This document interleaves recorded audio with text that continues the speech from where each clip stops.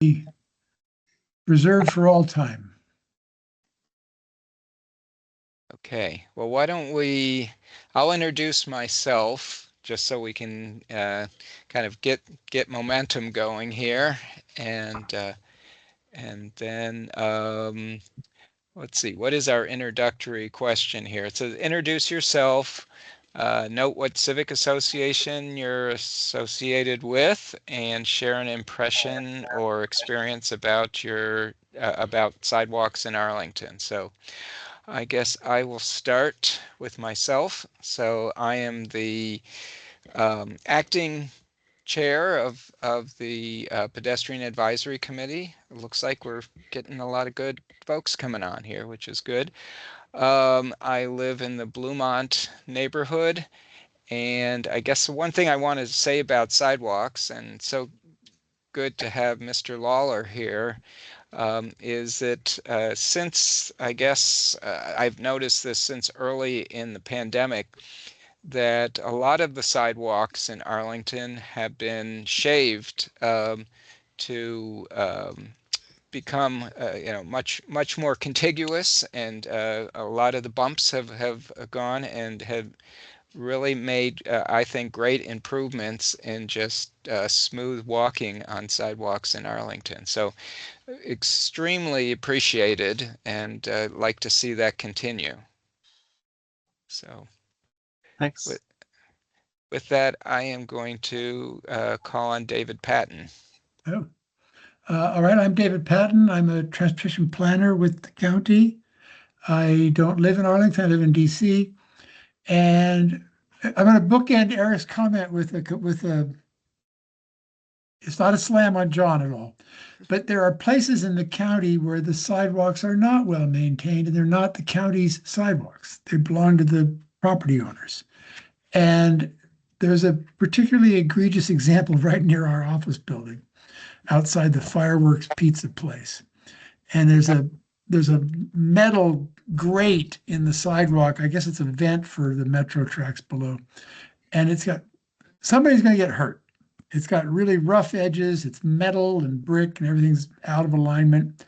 I don't think the county the county's not fixing it. I don't even think we have the right to fix it. But I don't know what to do with that. But it catches my attention because I see it all the time. Can we inform the property owners? That's a good question, and I'll try that. Well, I think the thing is the business there probably doesn't own the property, but it's worth bringing to their attention. That's something I could do. All right, thank you. Thank you. Well, I am going to continue on, unless, do you have anything more you'd like to say, David? No, I'm okay. I'm fine. Okay, Meg G. Hi, I live in Bluemont. I'm here to check this out. I've never been to one of these meetings before, so just sitting in. And I mean, my experience in general with Arlington sidewalks is excellent because I previously lived somewhere that was rural and had no sidewalks. So one of the reasons I moved to Arlington is because it's so walkable, and I really appreciate the sidewalks here. Well, Meg, thank you for coming to our meeting. Hope you enjoy the experience and come back. We are always looking for new members, so thank you. Since I'm going to go across my screen, Mr. Lawler, if you'd want to introduce yourself. Sure. Yeah, I'm John Lawler. I'm the chief support engineer at Water Sewer Streets. So I lead the capital program for sidewalk maintenance. Also lead the paving program, then the wet utilities CIP programs for the water mains, sanitary sewers, and all that good stuff. I've lived in Arlington County since 2010. I've worked for the county about 11 years, and I live in Westover Village. I'd say obviously I'm a little biased, but I would say, somebody who's a frequent runner and pushes a double stroller with kids, I would say the county sidewalks are in pretty nice shape compared to what I see when I go running in other jurisdictions like Hilton Head or Pittsburgh, or I was just in Austin, Texas a few weeks ago, and I thought our sidewalks were far better than what they had. So yep. Thank you. And Jim Feaster next. Jim Feaster. I live at the Jefferson in Ballston. I'm a member of the committee. And as we're speaking of sidewalks, I would I would echo Eric's comments that I think they're in pretty good shape. However, the number of people as the Jefferson is an independent living retirement community, so there are a number of people who are of an age even older than me, and who walk and who are not impressed with the bricks or cobbles sidewalks. They're uneven and they're difficult. They're hidden sometimes by leaves and treacherous for somebody of an age who is worried about balance. And one more comment. I used to be, a number of years ago, the chair of the Neighborhood Conservation Advisory Committee. And in that position, more than once during every year, I would comment that I believe there are streets in the county without sidewalks or where a sidewalk needs to be repaired, whose importance exceeds the property owners on that street, and that they should not be a vote of the property owners for those streets. It should be the county who decides, because all of us we own those streets. That's my comment. Thank you. Thank you, Jim. Pam Van Hine next. Hi, yes, Pam Van Hine, Aurora Highlands, and I am the recording secretary for the PAC and also the PAC representative on the Arlington's Transportation Future Advisory Group. And when I gave my comments on Wednesday, certainly I talked about sidewalks and said we need a new way of doing this. And one of the issues I raised was that in some instances neighbors can block sidewalks, and that's not good. Anyway, and that a lot of commercial sites, sidewalks are not maintained at a certain point, and it's hard to track down who owns them and what to do about them. So anyway, my experience with sidewalks, my main issues are problems with MOTs, and we've had lots of MOTs in our neighborhood in National Landing, and that there are sometimes not warnings that sidewalks are going to be closed ahead, and sometimes there's a sign saying sidewalk closed and it's in mid-block, and then what are you supposed to do? And my favorite was one in Crystal City a few years ago where it said sidewalk closed, cross here, and it was pointing to bushes. It's like there was no crossing at all. So that didn't make any sense. My other main problem with sidewalks is tree root heaves, and I've had some really nasty falls both on sidewalks and trails because of tree root heaves. So I would like us to plant trees that actually won't cause tree root heaves. I think they do exist. So thank you. Thank you, Pam. And also, just for folks who aren't aware of this, MOTs are, I think it's either maintenance of traffic or maintenance of transportation. And so during construction work, these MOTs are essentially a plan on how they're going to route people around the construction zone. And the goal is to ensure that the contractor follows the plan and creates a situation that works well for I guess all modes of transportation through the area where the construction site is. So thanks. With that, Mary. Hi, I'm Mary Delau, and I'm with Bike and Walk Arlington, and I live in Bluemont. And I would echo what most people have said. Generally, I'm pretty happy with the sidewalks in Arlington, and especially in my work neighborhood in Roslyn and in Ballston, which is like a mile walk from me. I think they're excellent. The one area that sometimes I've had trouble is with sidewalk width, especially in my neighborhood on George Mason Drive and then Carlin Springs Road, where a lot of kids walk to school to Kenmore. So there is a sidewalk, but there's not a lot of space. And if there are people going in different directions, or if it's trash day, for instance, and all the trash cans are out, the bins, sometimes there isn't as much room to get by. And I know we have limited space and a lot of traffic on both of those roads. So it's a tricky situation, but that's That's the only thing I see that I wish could be improved sometimes, that there were a little more space to move around. Thank you. Next up is Tom Corns. Yeah, hi. I'm Tom Corns. I'm a founding member of the PAC out of experience in Cherrydale. I was a member of a team of citizens, and a neighborhood conservation team, and a great deal of support and so forth to create a revitalization plan for create and actually build a revitalization plan for Cherrydale between Lion Village and out to out then Lee Highway to the Five Points intersection. And that was seminal in creating a really excellent sidewalk experience for that whole section, all in one shot. There was a lot of state and county money involved, and we should all be so lucky. But it over a relatively short period of time, that whole section was turned into an exemplary sidewalk, and actually the first, I think they were the first official bike trails, uh, only for a portion of it in Arlington. So that is that and many site plans as a planning commissioner uh, and post both as a planning commissioner and post on the various planning efforts.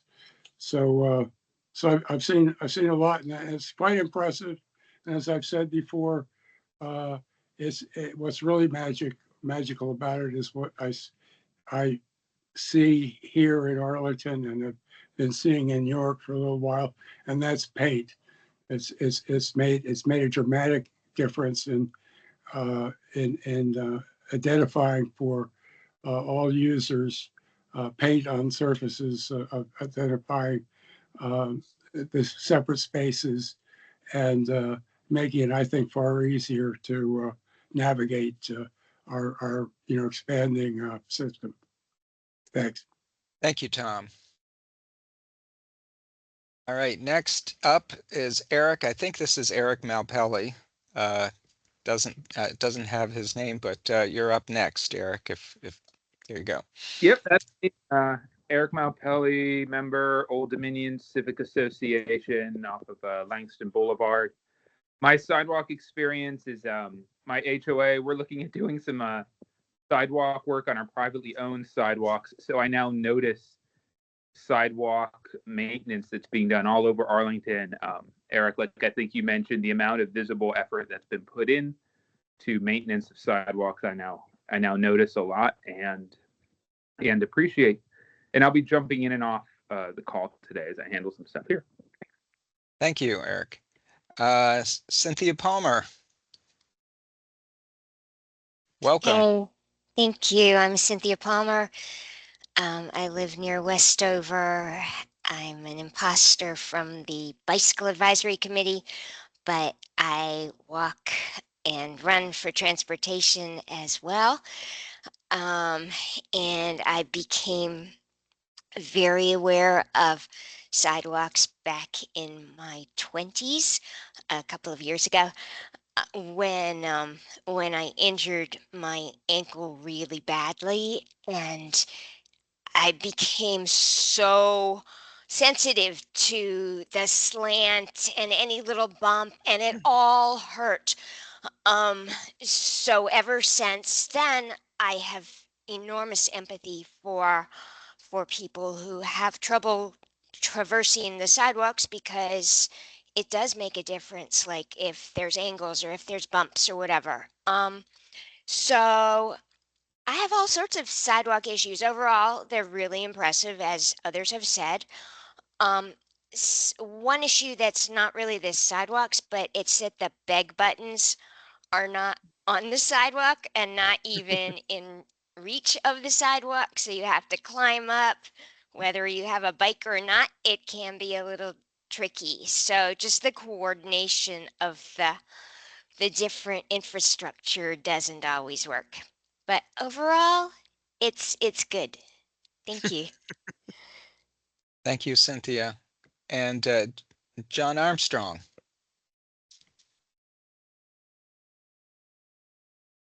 I'm in transit, so my camera's off. But John Armstrong, I live in Lynham Village. I'm a member of the committee, and I would say, my experience with sidewalks is pretty good. Lucky where I live, there are lots of sidewalks. But I'll also say that I think the sidewalks are pretty good because I know where to go. Plenty of bad sidewalks out there, missing links, and I just avoid them. I don't walk along roads like Carlin Springs or Washington Park. I don't have to because I know it's just the comfort level is not there. There's lack of safety. There's always room for improvement in lots of ways. As Mary mentioned, improvement to try to get more space, safer sidewalks. There's improvement to fill the missing links. There's improvement to even go beyond just a wider sidewalk or creating a sidewalk and doing bump outs and decreasing creating those bulb outs that include the sidewalks. But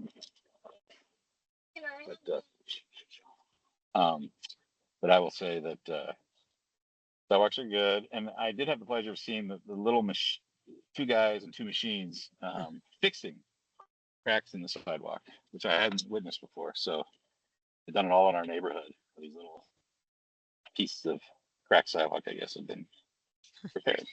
So thank you for that. I'm gonna go back on mute. All right, thank you, John. And I believe our last on that I'm seeing here is Ambar P. Hey, I'm Umber. I live in the Courthouse Clarendon area. So I probably break down my experience in a few different ways. So many areas don't have sidewalks. Many aren't really sidewalks. They're just a chain of entrances into parking. And so they're essentially just de facto crosswalks. Many sidewalks are removed due to construction. I think we heard someone talking about that earlier. Next, I would say like surface. I would say that's kind of a mixed bag. Personally, being able-bodied, I can get past bumps and misaligned sections, but when I've assisted family members in wheelchairs, wheels have gotten stuck on hit a bump or misaligned section, and it's led to a fall or two, unfortunately. When it does snow, which is now, I guess, fairly rarely, but ice forms and that often isn't cleared. So every, let's say 50 feet, you're kind of flipping a coin, whether it's perfectly clear or ice. We already heard about width. One item I'd say lighting in particularly some residential areas is pretty poor at night, obviously. And that just makes all the other issues worse. And then I would say connectivity. I think this is a part of my experience where we could be connecting 2 points together with a footpath where we don't need a road. I think the worst I've seen is South Stafford Street, where there's a wall between a 10-foot connection. So in order to get from Douglas Park to Barcroft Park, you have to, and the WNOD, you have to do a mile detour. So good things though, most sidewalks are not parked upon, and the sidewalks do sort of dip down, and some areas have benches if you need to stop and can't go as far. I think overall, I'd say some of these issues like surface and width and weather treatments and stuff like that I've mentioned, I feel like the roads in Arlington are really good. So I know it's possible. I think it's just about priorities. Thank you. And again, welcome to the Pedestrian Advisory Committee. Hope to see you continue and maybe become an official member. So thanks. With that, I guess I think I've caught everybody. Hopefully, if not, please chime in. Let's move on through our agenda here. So we have John Lawler here, who's Chief, I guess, Support Engineer for Water Sewer Streets Bureau. And John, you've got the microphone. Okay, yeah, thanks. I'll just, well, thank you all for having me to come talk about sidewalk condition assessments, the ones the county has done recently. I'll just share my screen and my slides real quick.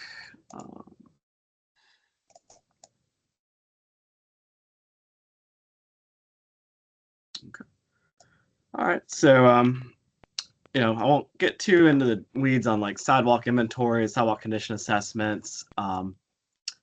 Basically, this is actually a really good webinar on YouTube that you can watch from like a year ago by America Walks, and it went throughout the country and tried to find as many of these as they could, and they found like 120 cities in America that had sidewalk condition assessments and inventories, and then they did like a real detailed literature review of 21 of them. It's a really interesting webinar, but kind of the conclusion of it all is that everybody kind of does it differently. There's no industry standard method like there is for like paving, PCI, pavement condition assessments, or anything like that. Everybody, it's totally different throughout the country and everything, as far as how you rate it and how you measure it and all that good stuff. So the county, we did our first modern sidewalk inventory in 2021. That was like early 2021. So the one before that been in the 90s, and it was just really just like a qualitative type inventory. So the one in 2021 is a really big inventory where they walk through all the county maintained sidewalks using this kind of like almost like a bike trailer that had a bunch of like photo imagery measured on it. It could do all these like laser measurements and all that good stuff. And so that inventory costs about $155,000 to perform. So we have about 443 miles of county maintained sidewalk, and then another 83 miles of property owner maintained sidewalks in the high density corridors. So that survey was really, really detailed. You kind of see what the output looks like here on the right. Every sidewalk was broken up in like these like 10-foot long segments, and did all these measurements and all this good stuff on all of them. It was really almost like too much detail. And so it really calculated everything based on this RAI, which is a route accessibility index. And so that was basically this, it used this formula you see up here to calculate also for each like panel, 10-foot segment. It would look at your level changes in inches. Those are your tripping hazards, and weigh that by like 65%. It would look at your max running slope. That's a percent. That was only weighted like 5%. That's your kind of like the slope that you would be walking in the direction you're walking. And then it would look at the cross slope. That's only supposed to be 2% maximum. Is it weighted that at 15%? It looked at the roughness of the sidewalk, and then it weighted that at like 15%. And so it got these like RAI scores, and then it was like kind of like a vendor methodology, and they basically grouped each one into these categories of excellent, good, fair, poor, and very poor. So then based on that condition assessment, so here's kind of like the countywide map. That inventory found that about 25% of sidewalks were in excellent condition, 24% were in good condition, 50% were in fair condition, and then there's only about 1% that was poor, very poor. And here's kind of the color-coded map here on the right. Yellow being fair, blue excellent, green good, orange poor, and red very poor. And so because of this this inventory, we ended up starting a new CIP program that was about $1 million a year to do zone proactive maintenance. And so that goes to 2 zones a year. The county split up into 20 maintenance zones. There's 8 in South Arlington, and there's 12 in North Arlington. About 69% of the sidewalk mileage is in North Arlington, and about just 31% in South Arlington. So we, for right now, we're doing 1 zone in North, 1 zone in South, and kind of pair them so they have about the equal mileage overall, so that we don't go over budget and not address things in that neighborhood and stuff. And so it's been great as far as the ones we've done to date is N3, N4, S5, and we're going to do S6 in the spring. So then, but to start with that, we basically had $1.6 million, and we used that to do that sidewalk shaving countywide, where we shave any level hazard that's a 1/4 inch or greater. That's FHWA's definition of a tripping hazard, is that 1/4 inch differential. And the shavings are a really great thing because it's very climate friendly. Producing concrete is very bad for the environment and everything. And so you want to get as much life out of out of your existing concrete panels as possible. And it's also very disruptive to the community to, tear out panels and pour new ones and all the MOT that's involved with that. So the shavings are, it's just a really nice program. And some of that requires retreatment every couple of years, but for the most part, it really does the job as far as eliminating those tripping hazards. Now there were some data quality issues with the 2020 inventory. So the worst RAI that you're supposed to have is like a 20, being like really, really bad. Well, a couple of our segments in the county had one had 4,000 RAI, and again, every panel has a photo. And this one had a 1,347 RAI. But you look at these, they're not great, but there's definitely far worse panels of sidewalk in the county than these two. So there were definitely some data quality issues. Again, it was just way too much data and stuff. So because we had done all this work, we started the sidewalk blitz for all the shaving. That was in July 2022. That's the start of fiscal year 2023. And then we began the zone program. The county leadership really wanted us to do a follow-up sidewalk inventory to just kind of gauge how we're progressing as far as the overall condition of the sidewalk. Well, $155,000, that's a lot of money when your budget's only $1 million a year in CIP. Then we have another about $1 million in operating funding that that goes to the contractor maintenance and maintain any kind of concrete, like retaining walls, all that good stuff. Eric, I see you got your hand up. Yeah, I just wanted to ask, so you were saying $155,000. Was that all for contractor work, or did you purchase equipment that you can update that with your staff at times? No, that was all. It was all just out to the contractor, so that there was no equipment we got or anything. We just got the final deliverables of the shapefile networks and the geodatabases and all that stuff. Yeah. Thanks. Yep. Yeah. So we were. That's virtually all of Arlington. Yeah, except for the VDOT streets, because we don't Okay. maintain the sidewalks on the VDOT Right. streets. That's So those are your important. primary roads like Langston Boulevard, Route 50, Route 1, those kind of streets, Glebe Road. So then in 2024, there was a strong desire to do another sidewalk inventory.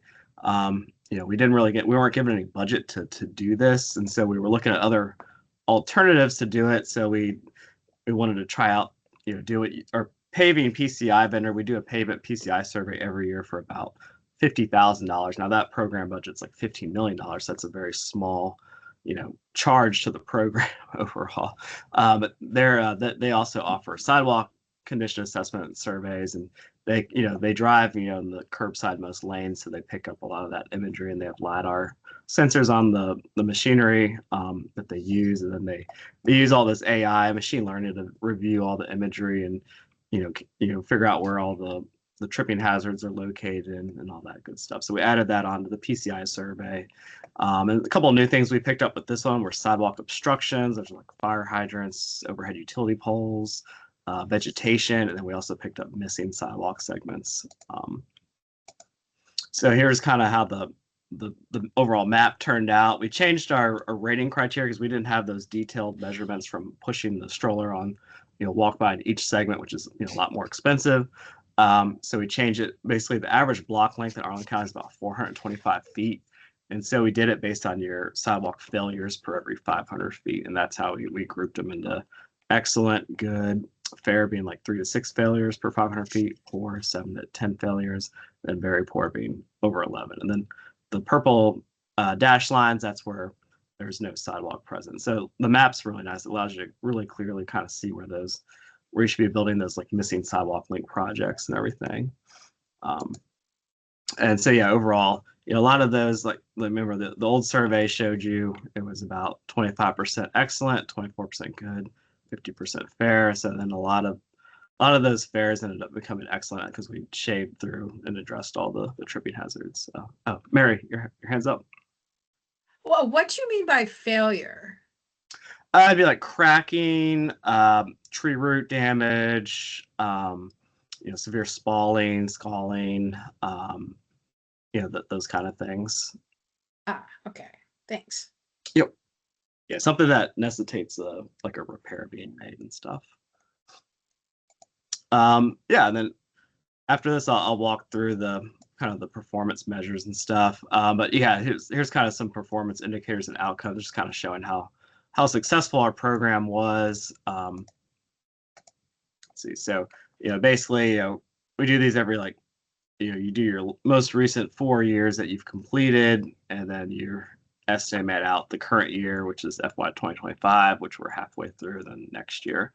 And so you kind of see, immediately the first 4 are more like the production of work. So you'll see how those almost all greatly increased, with the advent of that new CIP program. That was $1 million a year. So the second one's about the linear feet of sidewalk repaired and replaced by our contractors. So that went way up with that new program. This does not account for projects like Columbia Pike and things like that. They're not included in here at all. The curb ramps replaced, that also went way up this year due to the new PROAG requirements that greatly impact the paving work. So the paving now has to replace a lot of curb ramps when we do that. You can see how the tripping hazards, this is the sidewalk grinding program that we use contractors for, so that we got all that money. So we've been doing a lot of those. The past 3 years, we're about almost fully complete in the county on those. And then you can see in the fifth one, the sidewalk maintenance requests that we received from the community, those have trended downward. At a high at 448 FY22, and they've steadily gone down since then. And then here's our overall sidewalk condition index measurement. So it's gone from 83.0 to an 88.4. And this is something we plan to repeat every 5 years. We don't think we need to do it anymore really often than that. And then if you want to see the survey, I've provided a link to it, but an easier way to get to it is just Google Arlington County Sidewalk Condition Map. It should be the first result you see. So I can click on it. Let me leave the presentation.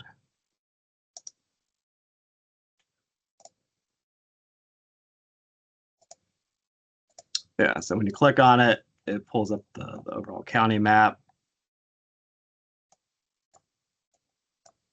So, and then it shows you kind of some dashboards of some just summary numbers. So over here you have the obstructions by type throughout the county, how many of each type.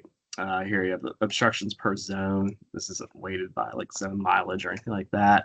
But kind of the main grid of it is just kind of seeing the sidewalk ratings, and it'll tell you attributes like who maintains it. So if it says maintenance response, it'll say either DS or high density. If it's a property owner maintained. You see how many failures there were on this segment. So this one had 4 failures. That's why it didn't rate very high. Tells you how many obstructions are in there, the rating category. And then some of this other stuff is more like asset management, how you tie it back to the paving segment ID for our asset management program and stuff. It's also got, if you want to change the layers, you can see the sidewalk obstructions layer. So it shows you all the sidewalk obstructions in the county and stuff. The vendor did a really good job getting those because it really got all that good aerial, that good street view like-imagery, and then the AI doesn't, they're able to spend so much time with it and grab everything. It's really accurate and stuff. So this one's like a utility pole. You can click on each one and see what kind of type it is and stuff. The other layer is the curb ramp layer. So it went through all the curb ramps. Again, they're almost all the DES maintained ones, but it ended up grabbing a lot of the ones in the VDOT right away too, where the county street meets the VDOT street. And so this one has a couple fields. It has this warning field is what type of detectable warning surfaces it have. So, pre-2003 exposed aggregate was considered an allowable detectable warning surface. So that's that one. Also, you could see truncated dome. That's the latest one, or just none at all. Some of the older style ramps, they have a 1-inch lip at the bottom of the ramp.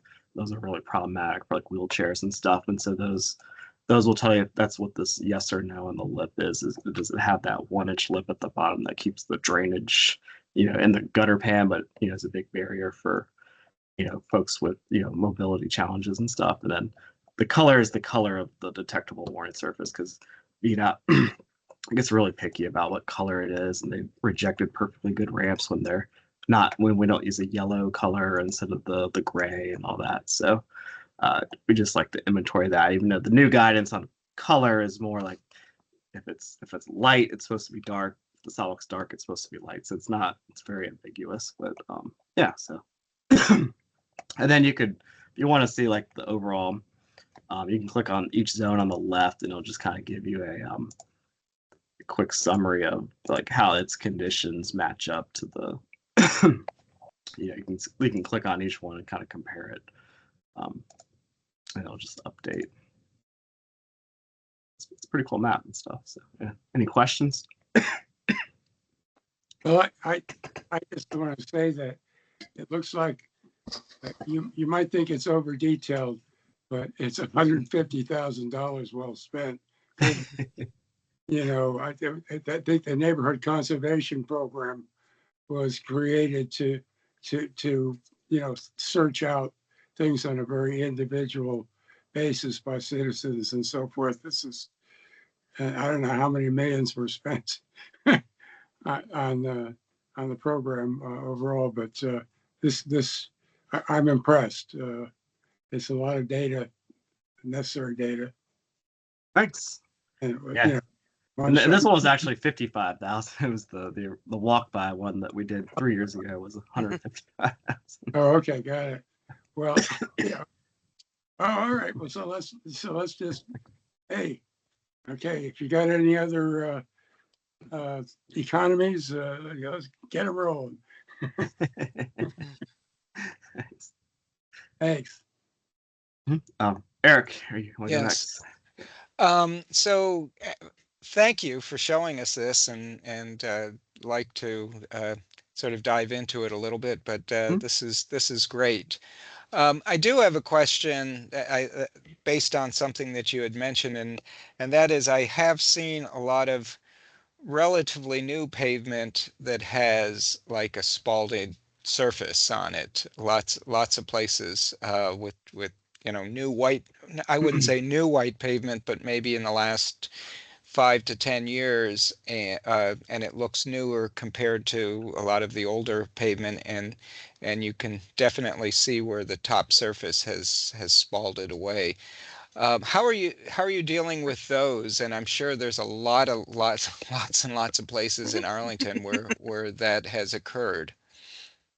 Yeah, it's unfortunate. So when concrete's freshly poured, it has a really high pH, and so when you put salt on it, it has like an acidic reaction. That's what causes that newer concrete to spall like that, whereas concrete that's 10 years old isn't doing that and stuff.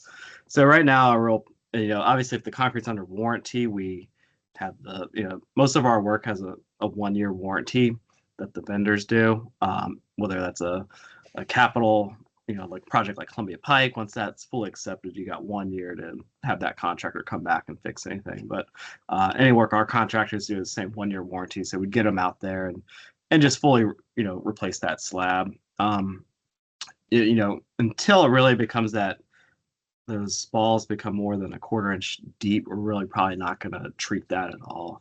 But yeah, once it becomes more than that, we'll have to replace that segment and stuff. Thank you. I see Pam is next. I thank you so much. I love this. It's going to be such a wonderful tool for so many things, and I hope it gets incorporated into the revised transportation plan eventually. And one of my questions was answered, which is how often you're going to revise it, which you said is every 5 years, and that sounds pretty good. Do you document sidewalk widths in there anywhere? And is that part of your calculations? Yeah, on the we do. They're not quality? part of the calculations. I know some communities do put them in the calculations. So we grouped them by whether they were 4 to 6 feet or over 6 feet. Yeah, I think one of my suggestions when you redo this, if possible, would to because especially in a commercial area, 6 feet is really inadequate. So I would have Yeah. some other categories that are higher, and like 4 foot, 6 foot, and then like 8 to 10 feet, something like that. Okay. You had somewhere in this middle section. There's I streets. You have my streets right there, and you can see we have no sidewalks, which you've been trying to change. The how do you get to the specific street information, and are all the county streets in there? Yeah, all the county maintained roads are in here. Okay. To get the information, you just click on you use your mouse and click on the link. Okay. Okay. This is just so impressive, and I thank you so much. I can see using it for SPRC, so I can show Shirlington Road sidewalks really are a mess. And I really have no sidewalks on my block. Please help. So yes, thank you so much, John. I'm sure we will be having more questions for you. That's terrific. Thanks. Thank you. Cynthia, you want to go next? Hey, this is really great. I'm just curious, there's a lot of purple in some places, i.e. no sidewalk, and I'm hoping that you can talk a little bit more about how the county deals with that and whether in most cases that's by choice of those homeowners or whether it's more like in Pam's neighborhood that the county just hasn't gotten to it.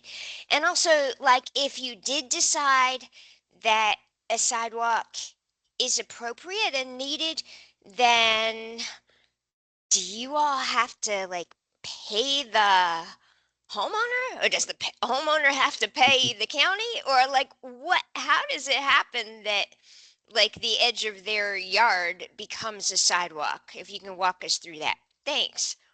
Okay. Yeah, so I'm really on the maintenance side, but I do review all the plans that come through. So really the courthouse, I work in Shirlington, but the courthouse staff, they have more of the CIP programs geared towards like sidewalk expansion and accessibility improvements and that kind of thing. My staff, we do partner with what used to be called neighborhood conservation. I think they're called like Arlington neighborhoods now.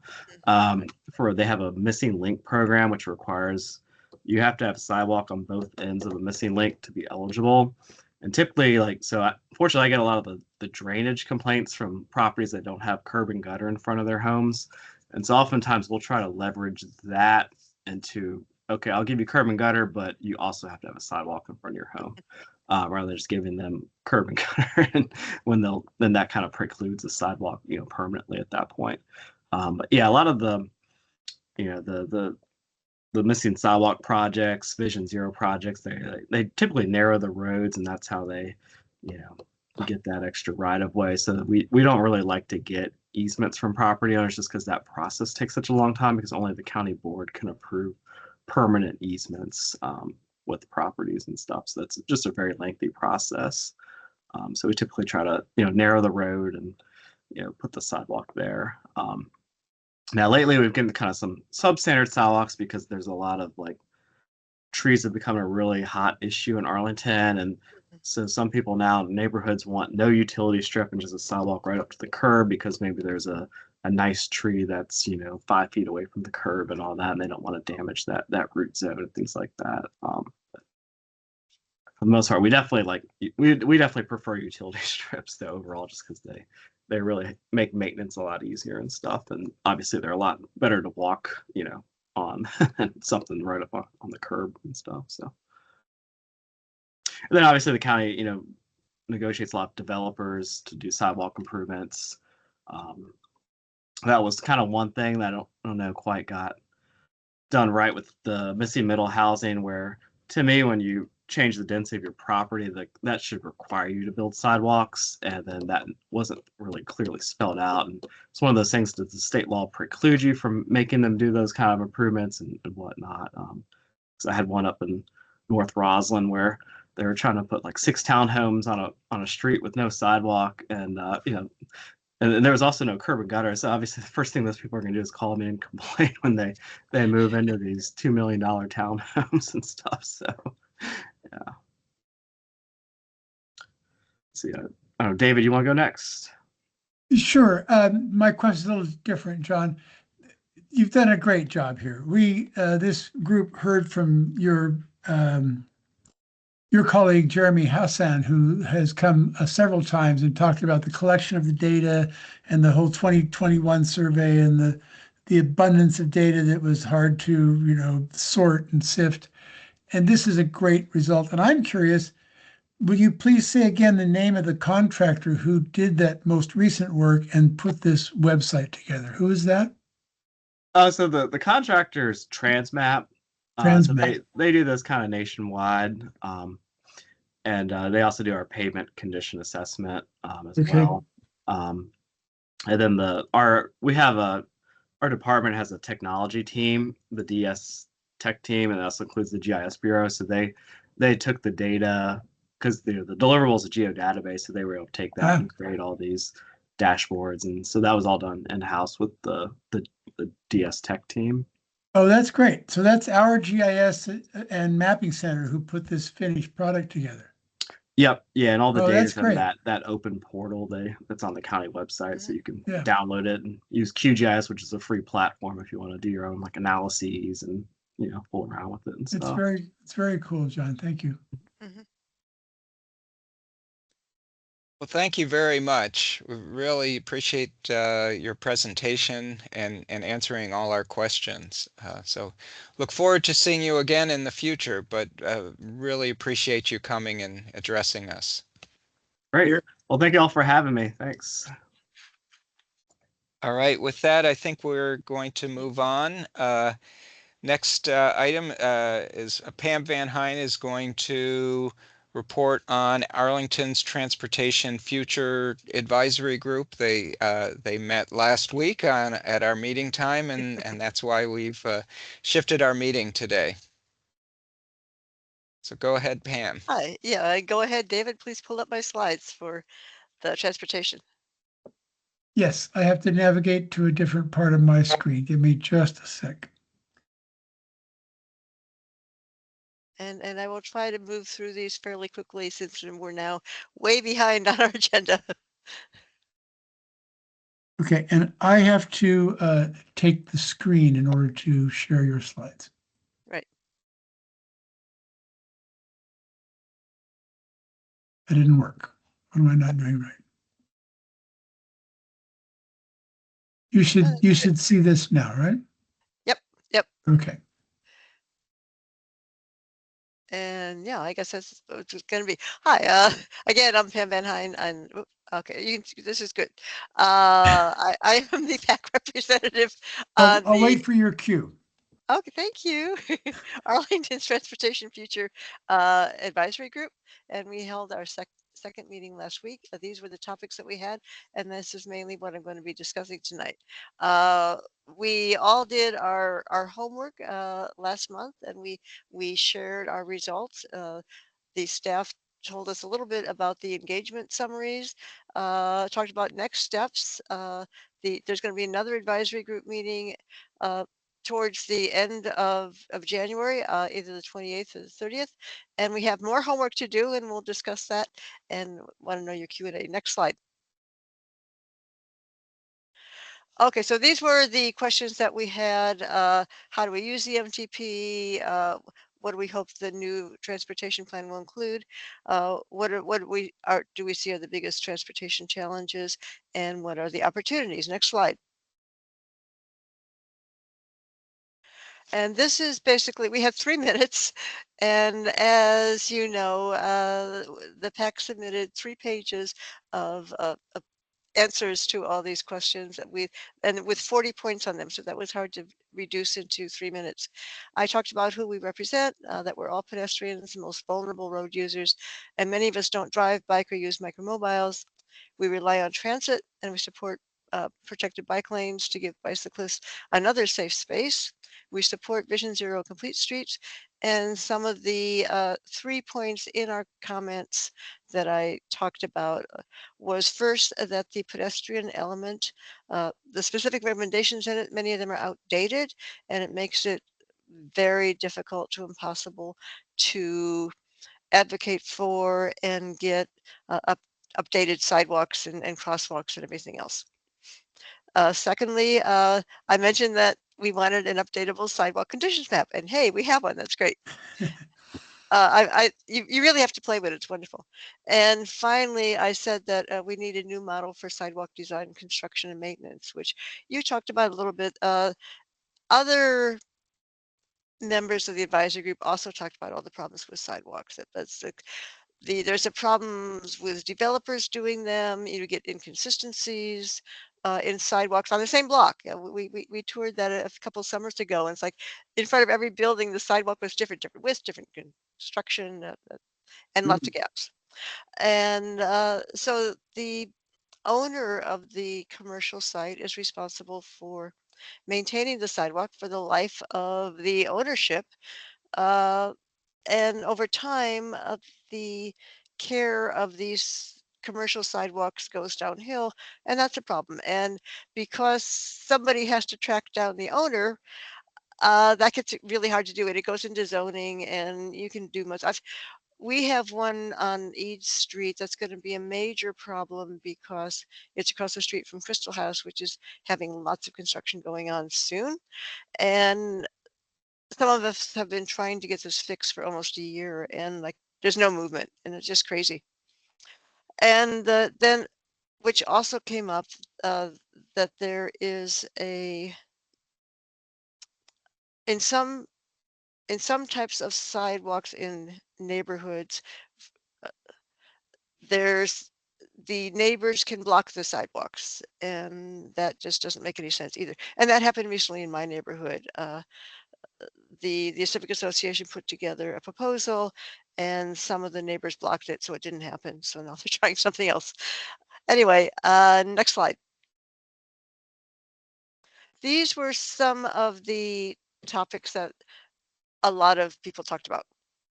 Safety, we all talked about safety. We all talked about walkability, improving pedestrian infrastructure, connectivity, the importance of bike networks and protected bike lanes, and improving transit and bus shelters.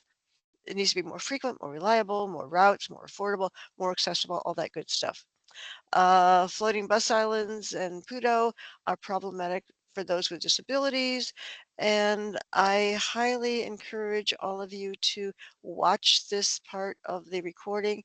The comments from Beth for the Disability Advisory Committee are critical and something that we need to consider. We need to have the PAC, the BAC, the TAC, and the DAC and Commission on Aging sit down together and work out some of this stuff because it's not working for anybody right now. One of the interesting issues was the importance of transportation choices. You can't say you can't drive anymore or you have to drive. People have to have choices, and you have to respect those choices. There needs to be easy connections between modes. That was a big issue that came up. You could have great walking, but if you can't actually get to the subway or to the bike lane or someplace else, that you're missing a link. And we have to make alternative transportation more attractive than driving your car. And again, please review the actual recording and go on to next slide. Thank you.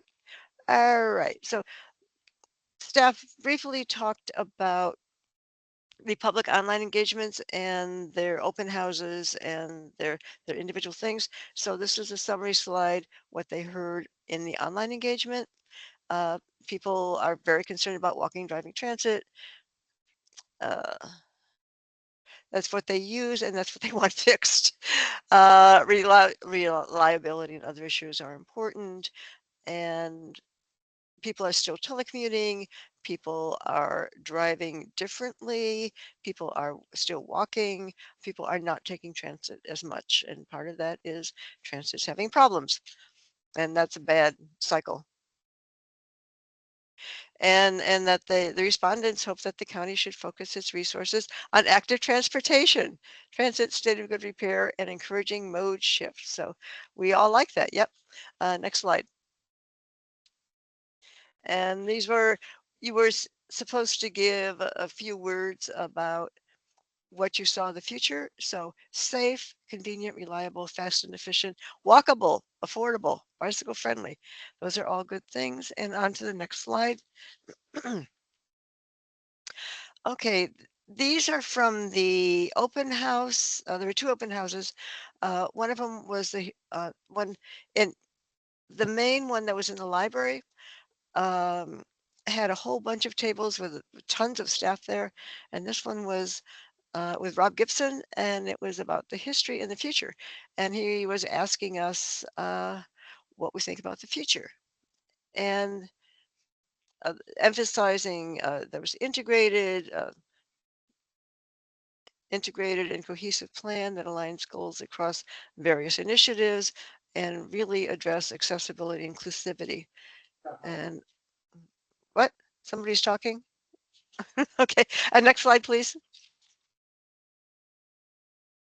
Okay. Safety of Vision Zero. Yes, this is something we strongly support. There was a whole table and staffed for that. And again, there's a lot of talk about traffic calming and street design. And for a while, traffic calming was this really in thing in the county. And then for a while, it kind of died down. And I think we're going back up again. Uh, and that was an interesting discussion. Pedestrian and bicycle infrastructure is really important. Signage and signals need work, of course, and some other suggestions. And go on to the next slide, please. And I'm not going to really read all these. You can study them on your own. They're all on the website for the project. But there was a whole section on the pedestrian network, and it needs to be safe.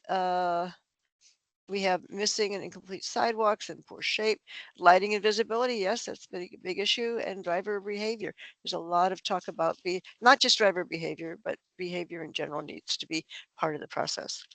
Next slide, we have a bike and micro mobility network. Again, safety, safety, safety. More direct continuous routes, connectivity, particularly north and south. Bike parking was an issue. And again, let's see. Oh, yes, you've got to make sure that we're handling all the micromobilities types, etc. And more bike share stations. Bike share is doing really well. Next slide. Transit, yes.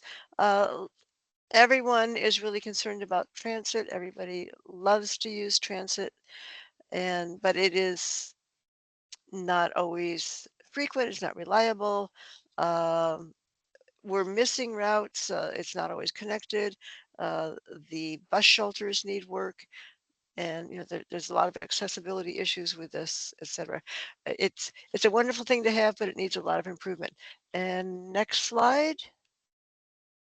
These were other topics that they covered.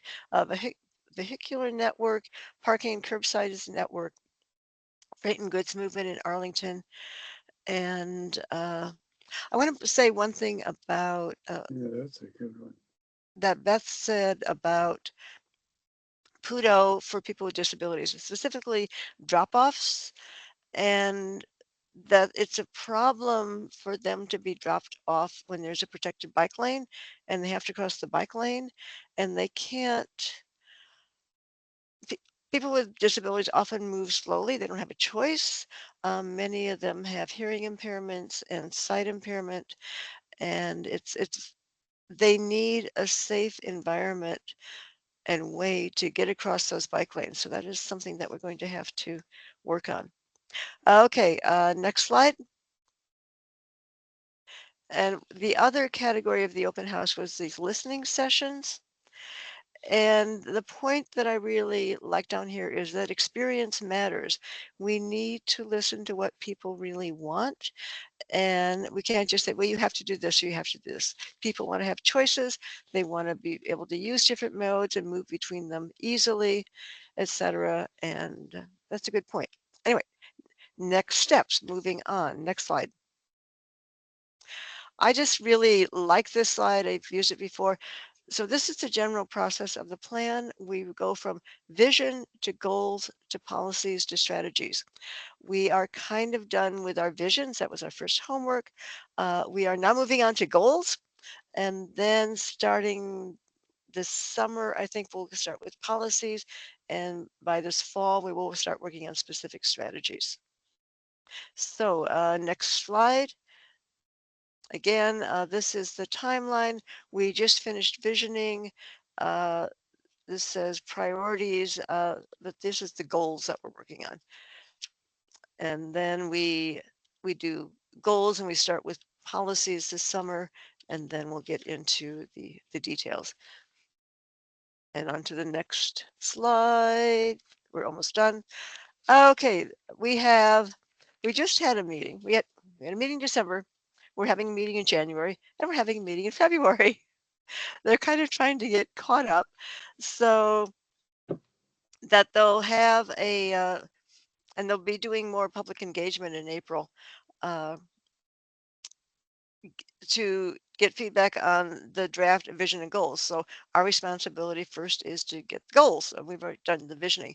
They want to bring the draft vision and goals to the county board in June before people go away for the summer and have that approved. So that's a big part of what the project wants to do before we can get into other details. But once that's set, that'll be a good thing. So next slide, we're almost done. Homework. Okay. Our job is to come up with 4 to 6 goals for what we want to see in the transportation plan. And they will be due at the end of this says January 16th. That's going to be the end of January. We will have another meeting before the deadline, so that's good.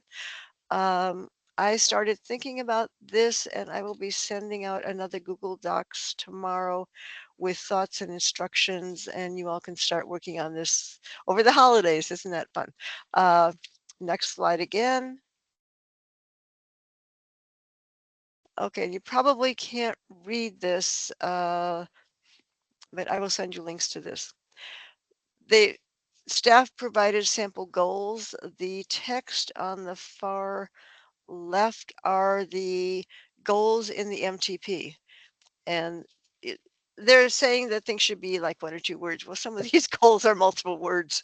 Promote high quality transportation services, move more people without more traffic. That's a good one. Promote safety, establish equity, manage effectively and efficiently, advance environmental sustainability. And then they also have ones for Alexandria, Minneapolis, and San Francisco and DC. Staff thought these were all good models. Some of them are similar, some of them are not. Pretty much everybody talks about safety. That's good. It's got to be your high priority. A lot of them talk about sustainability, but there's a lot of interesting choices. A lot of them talk about equity, but not all of them do. So you can go to the final slide here. All right, I'm going to tell you what my 6 draft goals are, and I will be sending this document out. The first one is safety. It needs to be safe and feel safe. The second one is healthy for individuals, the community, and the environment. So that would include everything from tree canopy, biophilia, green ribbons, sustainability, all that good things. The third one is transparent, engaged, empowering, and evidence-based. And that would be for the process that staff follow. And we want them to continue to be engaged with us when they are developing things. And as we know, that hasn't always been true. And I think we really want to say that we think that's important. All right. Fourth one is comprehensive and integrated. The fifth one is intuitive, easy, and desirable. A lot of our wayfinding and signage is just awful. It's too much verbiage. It's too confusing. And we need to use a lot more symbols, and a lot of the infrastructure that we put out should be obvious. Think about the difference between a hawk light and an RRFB. A hawk light, you got to search for the button, you push the button, nothing happens. When it goes, the lights change, you can't see them. It needs a whole nother signal, pedestrian signal on the other side of the street to tell you can walk. With an RRFB, you push the button, immediately you get flashing yellow lights. You can see them, you can go. That's a good example. All right. Oh, and my final one is equitable for everyone. And that would include accessibility too. So those are the goals that I'm proposing. I will put them out there. You can play with them. You can reword them. You can think about other things. There is a limit of only 6 that we can have. But anyway, that's it. Any questions? Any comments? Yeah, one. Yeah, Tom. Equitable for everyone. If these things work, there gets to be an attitude about looking out for each other on them. I mean, I've seen it. I've seen in Central Park. Kids can't ride there, but they can on the street ones that parallel it. They and there's there, you have to develop an attitude about people looking out for each other. It's the rules don't work as well as everyone just embracing principles. So it works for everyone. I'm not sure how you begin such a program, but it just has to be there. Otherwise, you're creating unsafe situations where you have high-speed riders and pedestrians trying to work together. Yeah, to say nothing of drivers. Yeah, and there were a lot of conversations about that, the need to change behavior for all different groups, and that could be something to sneak in somewhere. I'm not sure how or where, but that's a good point, Tom. Yeah, it's a sharing thing. Yeah. I've seen it work. Eric? Yes, thanks. I just wanted to mention what's in the current pedestrian element, which I think is sort of what you've said, except for the equity specifically. But these are the kind of the overarching titles above the policies, and one is to complete the walkway network, to make the pedestrian network fully accessible and convenient for all users. So in a sense that kind of goes with not making things too complicated for people to figure out. Improve walking safety. So safety though is third instead of first as in your group. Increase walking. So that would be kind of related to the health side of things. And then operate and maintain the pedestrian facilities to a high quality standard. So those are what's in the current one now, though I don't know that we've fully followed that, but that was specific to pedestrians in that. So thank you, Eric. And I see Mary has her hand up as well. Hey, Mary. I saw there was a question in the chat about watching the video that you mentioned, Pam, and it must have been something you mentioned early on. And I wanted to be sure that you saw the question in there. Oh, I never look at the chat. Yeah. So was there a recording that you mentioned? Somebody had wanted to watch it.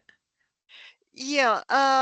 And is this somebody who is a member or participating, or is this somebody who is? It's Meg who's just joined us today. Oh, okay. Yes. Meg, would you be willing to leave your email address in the chat, and we can get back to you with all kinds of resources? Sure. Oh, great. Thank you. And there was somebody else who signed up. I don't know if they're still on. There's a person named Yang who's on. Yeah. If whoever that person is, if you are interested in learning more about some of this, can you give us your email in the chat and we'll send you some stuff? Yeah, of course. Great. Thank you. Thank you. And then someone, Cynthia also had put something in the chat that she has another goal, but she'd be happy to discuss it offline if preferred, if we're short on time. Yeah, we are running behind. Yeah. And we will be certainly sharing things with the back as we move along. And Pam, a question, the slides you showed, are those on the ATF project website? Yes. Okay. Except for a couple that I just did some that you text. put together. Yeah, Okay. and you can actually see the numbers on the slides. Yeah, they're a little bit out of order. So that's Arlington's Transportation Future website. Correct. And I will follow up with an email with all this information. Great, thank you. Thank you. It's going to get trickier as we go further into this. All right. Pam, well, first, does anybody have any more questions before we go on to our next topic? Okay, well, we have a bit of time to catch up, maybe. Anyway, Pam, I don't know if you want, if you have a couple slides to talk about budget planning for 2026. Yeah, I just wanted to get us started and kind of point out where things are on the website, and hopefully there will be a couple people on the PAC who are interested in budget stuff, and we'll dive into this and possibly come up with a letter. And that would not be me. So David, the next set of slides, please. These are very short. Yeah, I will load this up. Give me a minute to change screens. Thank you, David.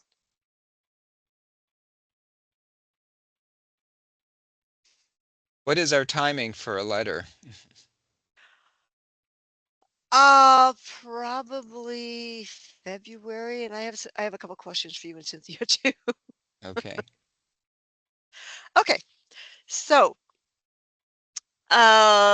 if you go to the county website and look under government and programs, there's budget and finance, and one of the things on the side panel on the right is FY 2026 budget, and that is what we are working on now. This is not the CIP. This is not, so it's not building stuff. This is like general stuff that you got to do. It's staff and it's benefits and The operating budget. operating budget. Yeah. Thank you, David. Okay. This is the general statement about the 2026 budget. And the big thing is the county is facing a projected 30 to 40 million budget shortfall for FY 2026. And this has been kind of an ongoing situation since COVID started. It's not getting better. A lot of the problem is that, well, there's so many problems for the economy. People, especially the feds, haven't all gone back to work yet. So people aren't taking transit as much. There's lots, because people aren't going back to work, there's a ton of empty office space in DC, but also in Arlington. I think our empty rate is like over 20%, which is really quite high and is problematic. The county is trying to address that as best it can. They have a new program, adaptive reuse, where hopefully they will find new uses for some of the older office buildings that are just sitting empty. That my understanding is there's only a handful of these office buildings that could actually do adaptive reuse in a financially reasonable way. And that's not going to solve the whole problem. It's a start, but it's not going to solve the whole problem. We really need to get people back in the office.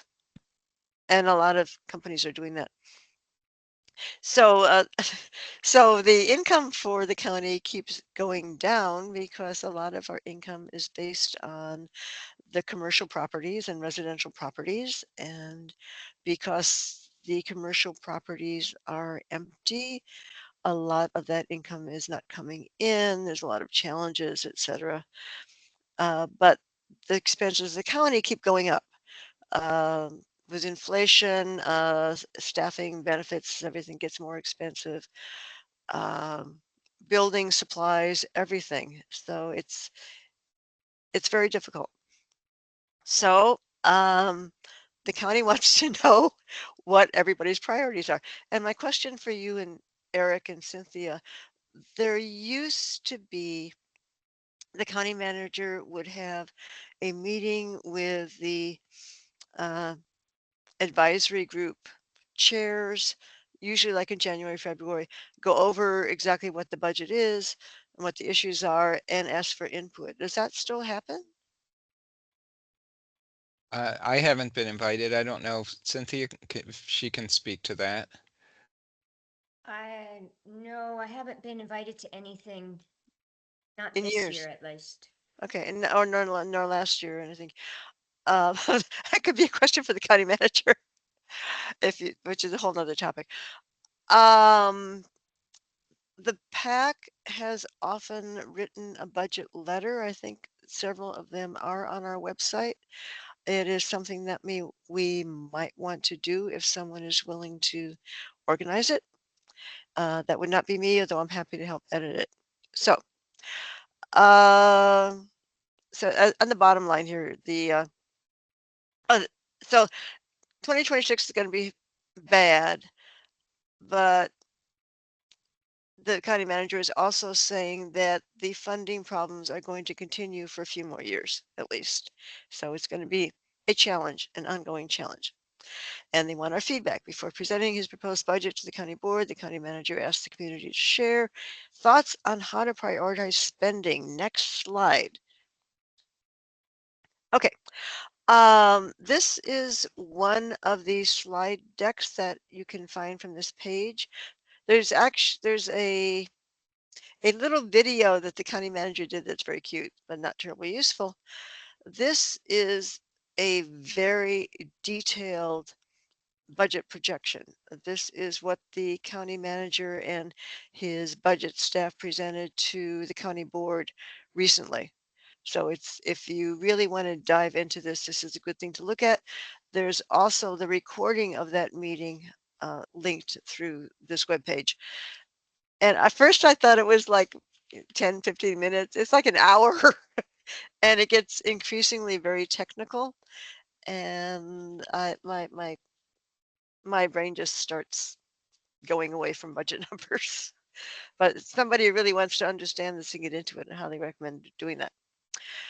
Anyway, next, please. Can I ask, Yep, can sure. you find, in looking at that, can you find any resources like Vision Zero program and other things like that?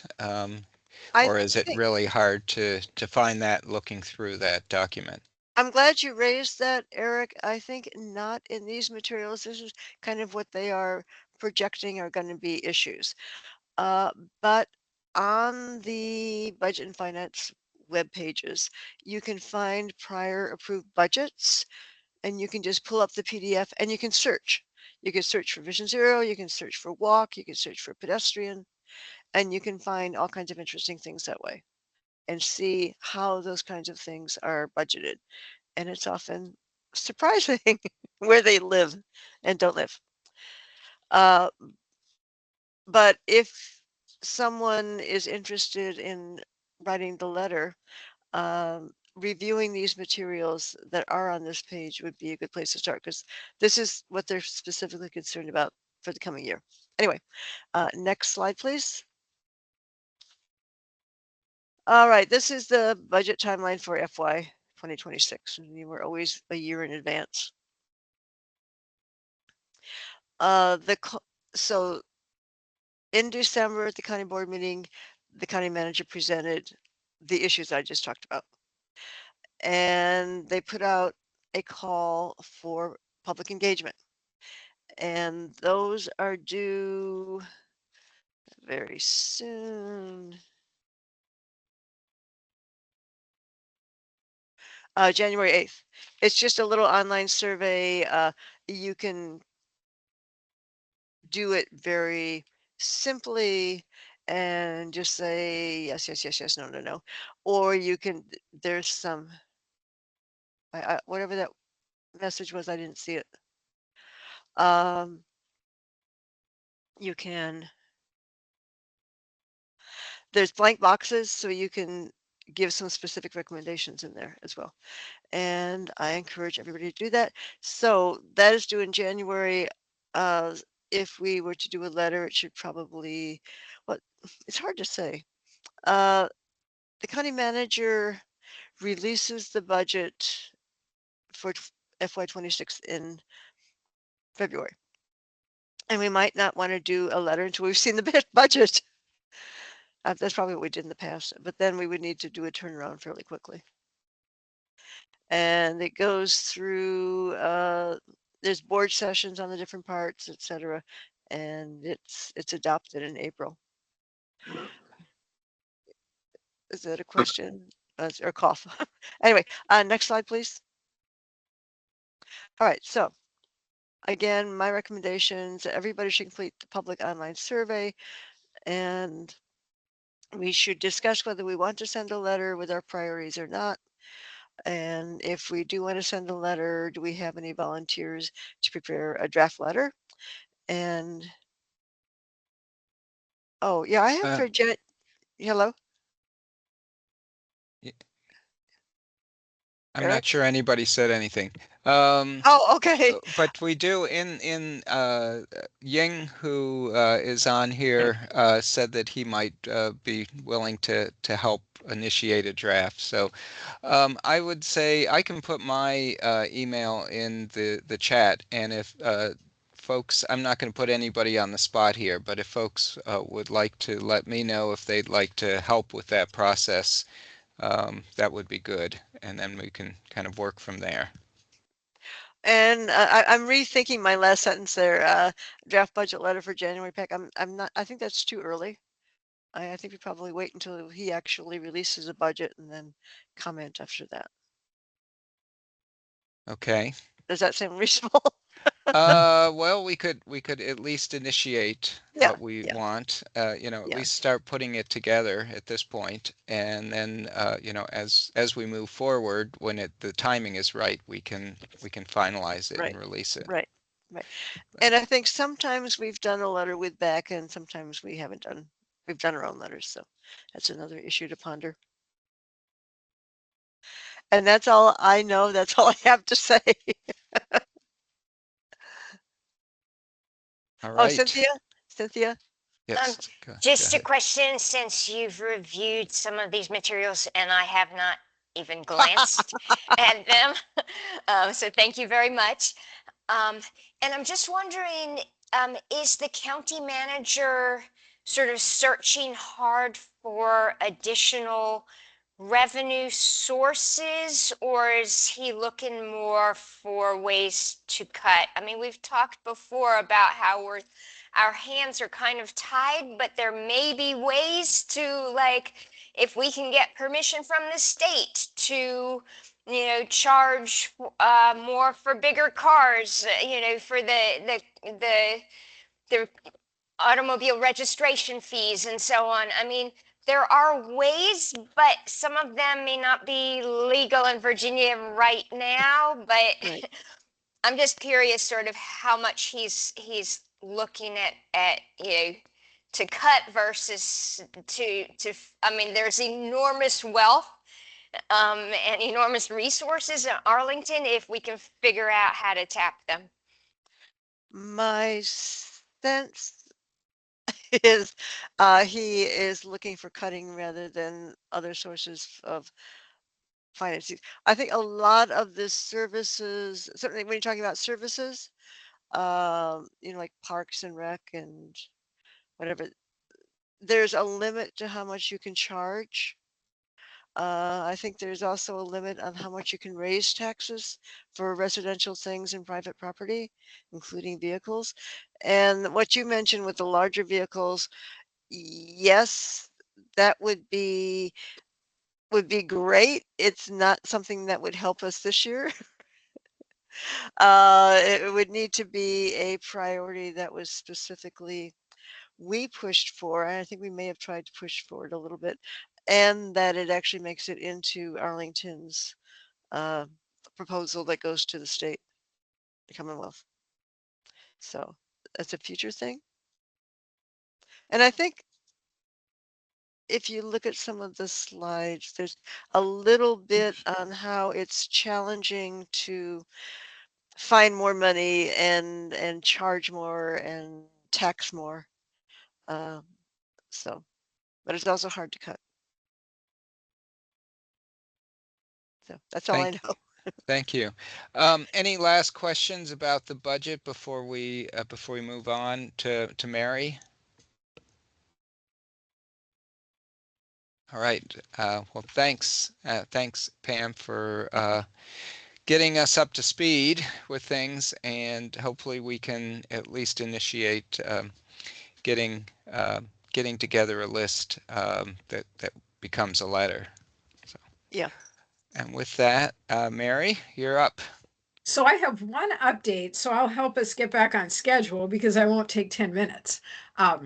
So announcing that we have our MLK Day of Service trail cleanup on January 18th under the banner of Volunteer Arlington's MLK Day of Service. So we'll do the same cleanup we've done. I think it's like the past 3 years now. We'll be on the WNOD at Columbia Pike picking up trash from 10 until 1.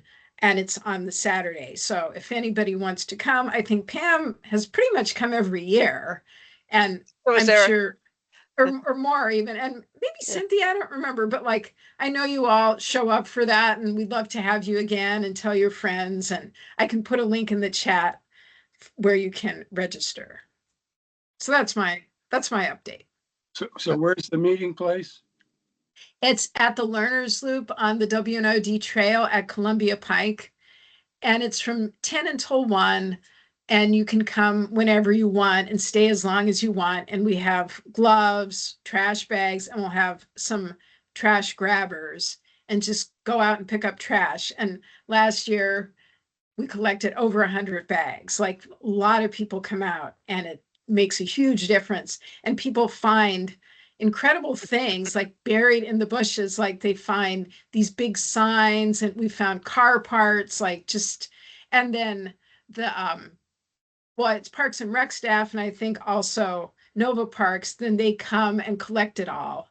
After we're done, we leave it on the side of the trail and they pick it all up. So they do a ton too to help with this. But it's a really nice community day, and we love doing it. So yeah, last year it was a bit snowy. It was cold. I remember that because that morning we were trying to decide if we should still do it.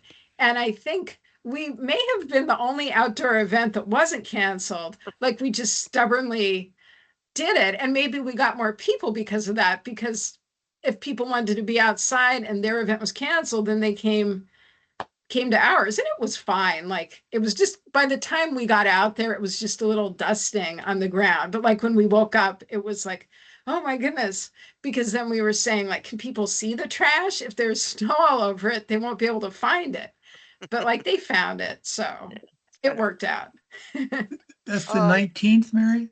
18th. It's on the 18th. Saturday, because the inauguration is on actual MLK Day. So this year they moved it to Saturday. It had always been on Monday, but they changed the day. So wow. And the Learner's Loop is on the north side of Columbia Pike? Columbia Pike, yes. Yeah. Okay. Well, actually, we're across the street from that, technically. Oh, in the parking lot? Yeah. But Okay. I think a lot of people know the Learner's Loop, so that's why I said that. And the Capitol Bike Share Station it's across the street from where we'll be, but we'll have our tent, so you won't miss us. Okay. Excellent. Thank And you. I think it was last year we signed up for specific locations, and for some of us that was a disaster, so we could just go where we want this time. Yeah, just wherever you want, and bundle up, and you can just leave your trash on the side of the trail. I remember you were like carrying it very kindly, which is probably very heavy for you, or for anybody, so you can just kind of leave it. Yeah. And they'll come pick it up. So it's a great event. Thank you for doing this again. Oh, thanks for coming.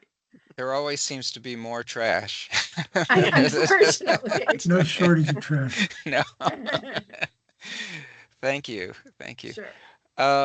So we have a bit of time for, I think we're close to caught up here. So we have a bit of time for David to talk about a couple efforts here. Right. I'm going to talk about a couple of capital projects that my colleagues and I are working on. The first one I'm not involved directly with, but this is the Arlington View Connector Trail, and the PAC has been a big supporter of this over the years. This grows out of a a grant of an easement from the Army Navy Country Club folks to connect the Arlington View neighborhood with, in the first instance, Army Navy Drive at the bottom of the hill, and then on to Pentagon City, Crystal City, over the mountain range where Arlington Ridge Road is. So I'm going to share the slide deck that Mark Dennis, who is the project manager, put together. And I admire Mark's ability to put together good graphics and working with both the groups of people who have come to the engagement opportunities and the consultant team who have been the designer for this. And I'm just going to jump into this, and I'll do my best to answer questions, but it's not my project, so I don't really know the details. So let me take the screen again, and I'll start this slide presentation right here by going to, you're seeing the screen? Mhm. Okay. Yep. The last time I did this, John Armstrong said he wasn't seeing the slide, so I hope this is working this time. So Yeah, I see it now. Yep. I'm not Okay, sure what was great. wrong with my phone. Thanks, John. So this was shared with, oh, look, they're the same people who were in the other slide deck. This is part of the template.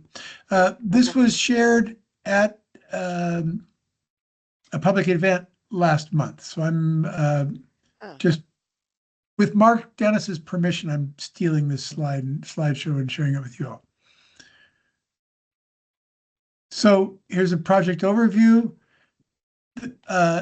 This project has been through a bunch of different names. It's been in the CIP and in the various planning documents for a long time. For a while, it was called the Hoffman-Boston Connector, Hoffman-Boston Elementary School. This is Arlington View neighborhood. It's isolated. It sits south of Columbia Pike. It's cut off from Pentagon City and Crystal City by I-395. So the only way out of the neighborhood is up to Columbia Pike, and it takes you in the wrong direction if you want to go to the shopping districts or the food court or those kinds of things. So as part of I know a little bit about this from historically, the Army Navy Country Club, which is neither the Army nor the Navy, it's private, they wanted to expand their clubhouse.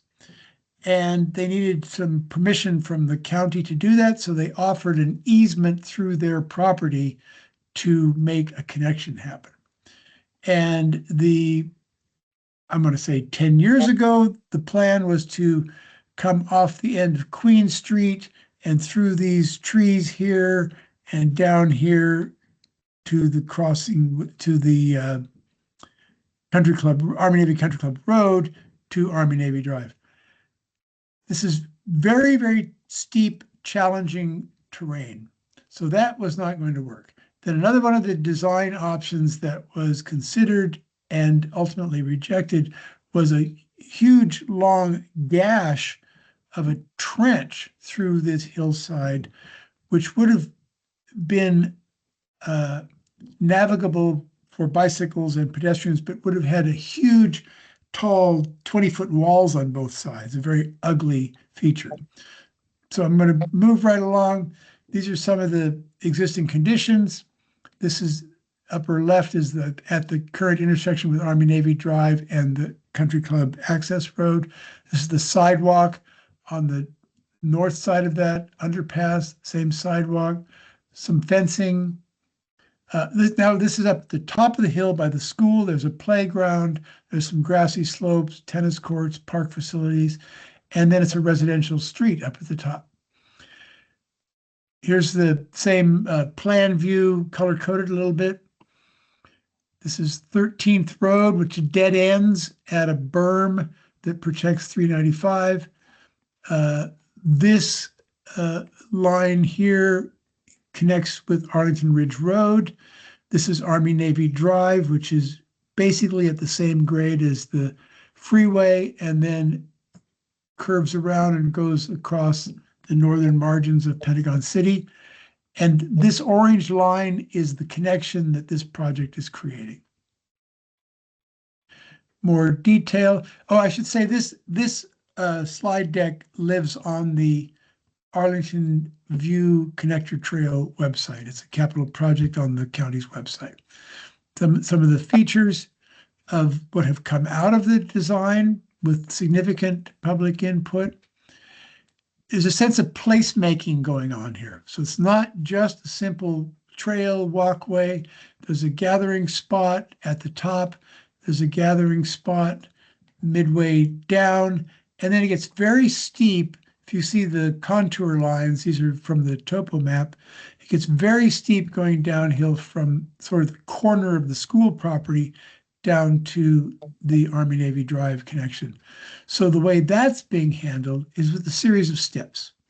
Steps, it rules out some users with disabilities who can't handle stairs. For people with bicycles or strollers, it has a feature called runnels, which are grooved ramps that accept the tires of wheeled vehicles, and they can be walked up and down. It's not great. It's a challenging site. So here's some detail about those sets of stairs, which get closer together as you reach the southern lower elevations.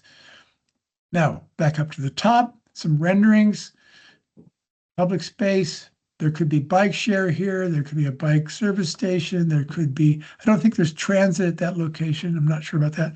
This is sort of a midpoint, resting point, nice plantings, social space. And then this is at the bottom where it connects to a much improved sidewalk, which then connects to protected bike lanes and good sidewalks on Army Navy Drive. And we're at the end now. This is part of, and the committee will realize this, in this general area between the bottom of Columbia Pike, the reconfigured Joyce Street, the new protected bike lanes along Army Navy Drive, leading to the Long Bridge Drive improvements and the Long Bridge bicycle and pedestrian bridge over the river, and the Boundary Channel Drive connections to the Mount Vernon Trail. There's a lot of separate pieces of projects going on. Oh, and the Crystal City Bike Network. This is one of those. It's a key link that will tie together a neighborhood that is otherwise very isolated with a part of the county that folks want to go to and from. So any questions about that? I'd invite people to go to this project's website, contact Mark Dennis, ask more direct questions, if you will. See Pam's hands up. Yeah, schedule, when are we going to do this? Oh my goodness. Look at the website. I forgot to ask Pam. I know it's funded, and I know that what this is called is something. This is like 60% design. Let me scroll back up to the top. This is, I guess it's not, I think Mark told me that this is 60% design. So now the rubber really hits the road. Have to go in, measure things carefully, check budgets, check timelines. I'm not up to speed on that. I can ask, but I don't know the timeline. I know him. I can look at the website. I can ask him. Okay, thank you. Yeah. I'm thrilled to see it at this point. This was such a puzzle to figure out. I know it's not ideal because it's very challenging territory, but I think the process has been done as well as it could have been done. Mm-hmm. Then I'll shut up after that. That's my editorial comment. Let me. David, describe that groove tunnels or groove. Okay, groove let's. Down section. Is it going to be fun for people to try to speed down it, or is it? No. They have to walk. They have to walk their bike down. You have to walk your bike. This is not for the X Games, Tom. Okay. I mean, so we'll make sure that's true. Yeah, I will not be surprised if some, it's always teenage boys, right? I will be not surprised if some teenage boy tries to ride down the handrail of this thing at some point, but that's certainly not the intention. It's really, really steep towards the bottom. The upper reaches are much more mild. It's like going off a cliff. I think it's going to be a great facility. I think the landscaping really will make an impact. It'll be shady when it's hot. It'll be provide some views as you come down this nice staircase, and this design process, a landscape architecture firm. To your question, this woman in the rendering has a baby stroller. So there's must be 2 grooves to the runnel Oh, that allows okay. her to push the stroller upstairs.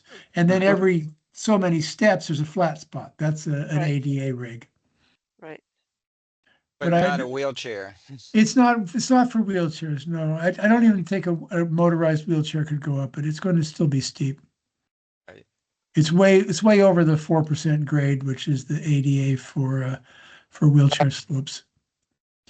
And at some point, the ADA is a great thing. We're 30 years post ADA. They keep making well, a couple of years ago they released what John Lawler mentioned, ProWAG, which is for public rights of way access guidance. And there are times when the terrain is so challenging, there's kind of an exemption. There's a category of engineering All right. judgment Right. that weighs in and says, we could spend $1 billion on this and put in an elevator or something, but it's just not required everywhere. It's not great for wheelchairs. It's just, that's the way it is. So if that's okay, on this project, I want to say a few words about CC to DCA, Eric. Before you do that, Yeah. just because we're not tight on time, but Oh, okay. we do have, I believe, at least a critical mass of members to do at least approve the minutes. I was thinking maybe we can take a little pause just for that Oh, to you bet. approve the minutes, and then we can go back. So if somebody, I'm not encouraging anybody to leave early, but if somebody does leave early, then at least we will have the opportunity to approve our minutes. That's fine with me. That's fine. I will say that I also want to ask the members' approval of my drafting a letter about CC to DCA. So once David's done talking, that's going to be raised as well. So don't go away, people, please. Okay. And can I have a motion then to, where are they? The November 4th minutes. Yep. And this was a combined meeting, a joint meeting PAC meeting, with, yep. yes. Yep. And they have been distributed. Can I have a motion to approve? Somebody want to give a motion? Who's a member? Who's a member? We're missing Andrea. Yes. I'll make that motion. Thank you, Tom. Okay. And can I have a second? Second. Thank you. Okay. Thank you, John. Any discussion of them?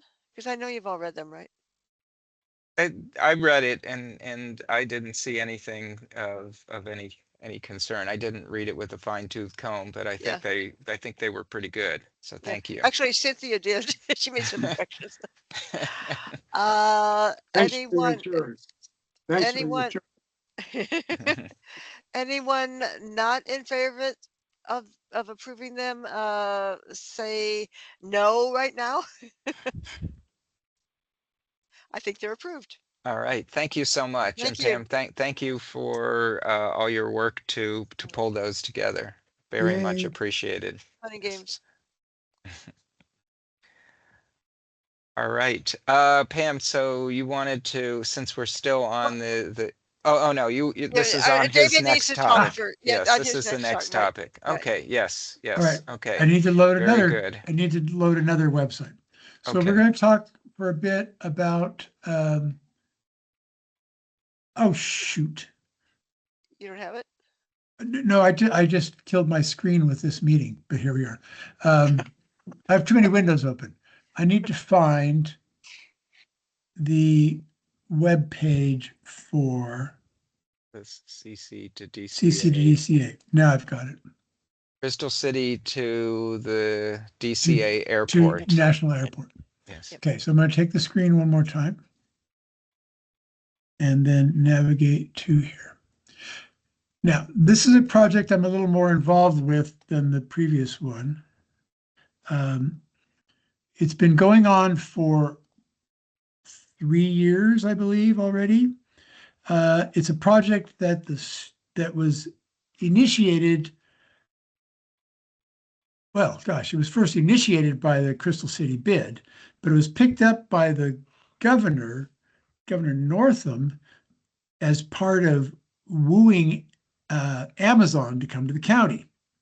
It's the promise of building a pedestrian and now a pedestrian bicycle connection directly from Crystal City to National Airport.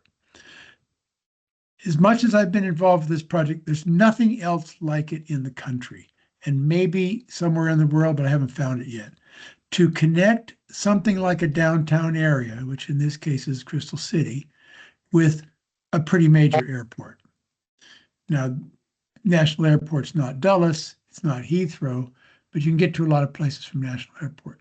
So this is called the Crystal City to Ronald Reagan National Airport Multimodal Connection, CC to DCA. And the major accomplishment so far has been to get through what's called the NEPA process, which itself took a couple of years to get through. It's a federally regulated process of evaluating environmental impacts and finding ways to lessen, mitigate, or avoid those impacts. That's been done, accomplished, everybody's signed off on it. Where we are right now is engaged with an engineering team from the same consultant group, which is called VHB, and have just now completed what's called 15% design plans, which are still very conceptual, but the major accomplishment among many, the major accomplishment has been to settle on a final alignment of the bridge. And what happens next, and I think this is where Pam wants to weigh in, is this goes to a public engagement again next month. So there will be a video presentation, recorded video presentation put out on the website, on this website, and a feedback form. We don't call them surveys anymore, unless it's really a scientific survey, and this one would not be. It's a feedback form. Followed up at the end of January, I believe it's the 29th, with an open house event at the Aurora Hills Community Center. Aurora Hills Community Center. Thank you very much. 47. So, and now the project enters what's called, well, what I'm going to call the real design phase. So this is an attempt to elicit from people, what would you like this bridge to look like, to feel like, to accommodate, colors, lighting, railing, directness. There are principles involved which must be upheld, because those were the principles that underlay the NEPA process, and they were principle among the principles was directness. So a lot of effort has gone into making this as convenient, safe, direct, short, well-connected as possible in a very challenging environment. Let me see if I can open this little drawing a little bit. There were some renderings too, right, out there? Yes. Well, here's the problem with the renderings, Eric, is that the renderings were provided from our friends at the Crystal City bid, and they set expectations very, very high. They imagined something that might look like the High Line in Manhattan, which was very, very highly designed and a real social space. And what I'm trying to do is call up this little map here. Maybe I have to do it like this. I'm pretty sure the people on this call know this area. But I always think of Arlington as a place that has very challenging neighbors. Well, for this project, we have very, very challenging neighbors, working from west to east. We have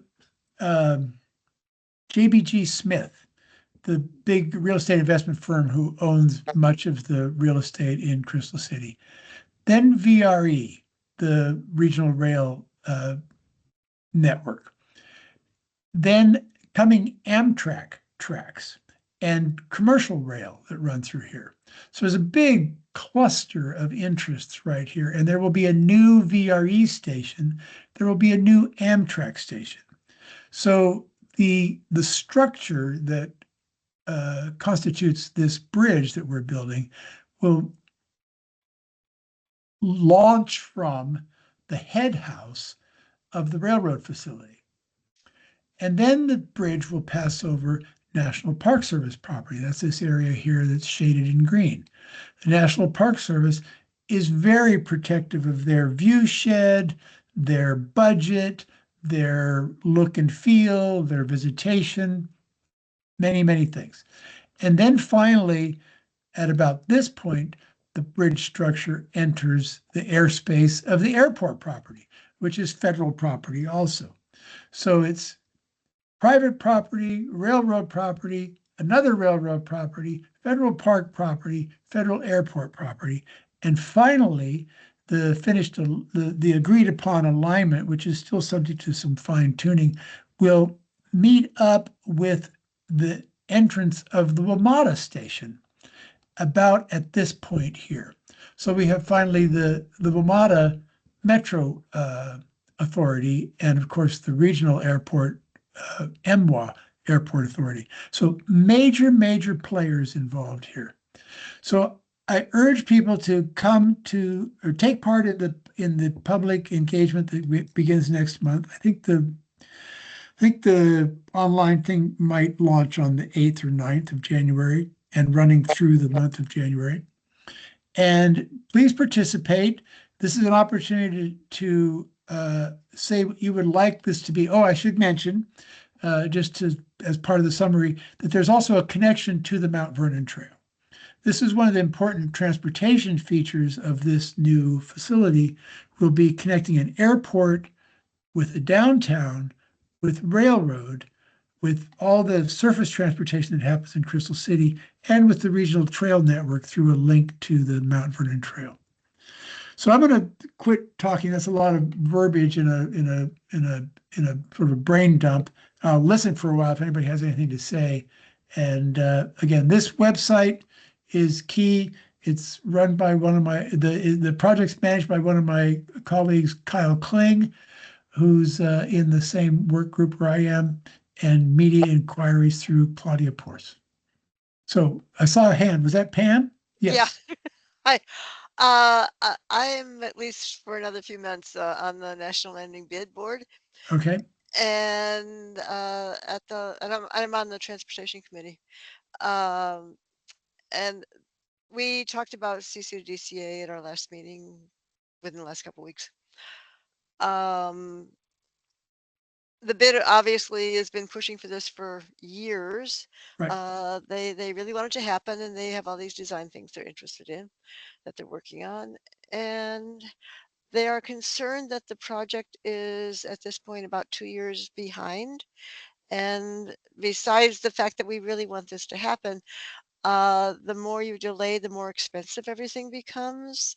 So they want to send a letter to the executive board of the county, kind of expressing these concerns and asking the board to kind of get things going.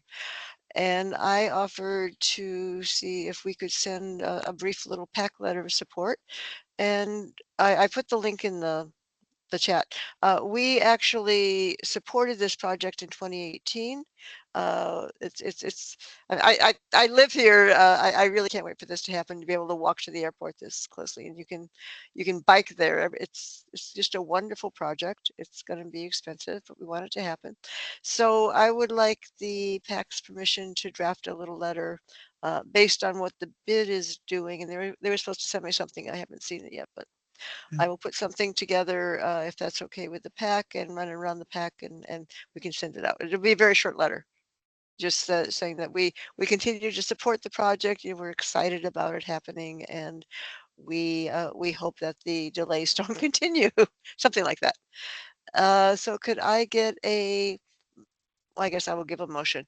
My motion is that I will draft a little letter to go to the county manager. Everything we do goes to the county manager, expressing that we continue to be very excited about this project and we want it to actually be built, and we're a bit concerned that it is so delayed, and probably not too much more than that.